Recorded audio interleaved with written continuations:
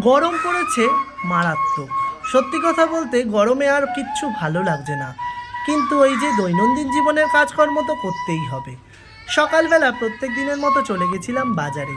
বাজারটা সেরে চলে আসলাম বাড়িতে, এবার রেডি হয়ে চলে যাব অফিসে।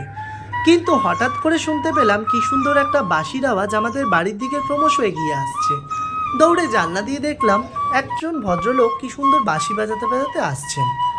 তারপর আমি চলে আসলাম গেটের কাছে, যাতে ভালোভাবে ওনার এই বাঁশি বাজানোটা দেখতে পারি। আর তোমাদের জন্য একটু ভিডিও করে নিলাম, যাতে তোমরাও এই বাঁশির মজাটা নিতে পারো। অপূর্ব সুন্দর লাগছিল। এই গরম থেকে যেন ইনস্ট্যান্ট একটু ঠান্ডা পাওয়া যাচ্ছিল। মানে কি বলবো, যতই আমরা এসি কুলার চালিয়ে এই গরম থেকে মুক্তি পাই না কেন, এই বাঁশির আওয়াজ যেন শরীরটাকে ঠান্ডা করে দিচ্ছিল। অপূর্ব সুন্দর লাগছিল। এর আগে এরকম বাঁশি বাজাতে বাজাতে কাউকে না কাউকে আমাদের পাড়ায় দেখেছি। অপূর্ব ভালো লাগে জানো তো আমার এগুলো। কি সুন্দর, সবই তো শিল্প, তাই না? দেখো কত কষ্ট করে উনি বাজাচ্ছে বলো তো। যথেষ্ট কষ্ট করতে হয় কিন্তু এই বাঁশি বাজাতে।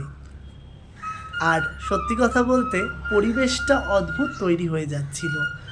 একটা জিনিস ভাবি আমি, আজকালকার বাচ্চারা তো এইসব বাঁশি বলো বা কত কিছু যেটা আমরা ছোটোবেলা থেকে দেখেছি, তারা কিন্তু এখন আর দেখেনি, বা তারা হয়তো জানেও না এই জিনিসগুলো কী।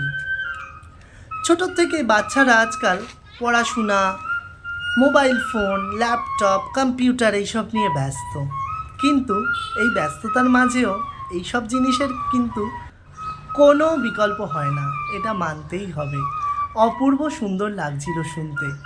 কীরকম লাগলো তোমাদের অবশ্যই কমেন্ট করে জানিও।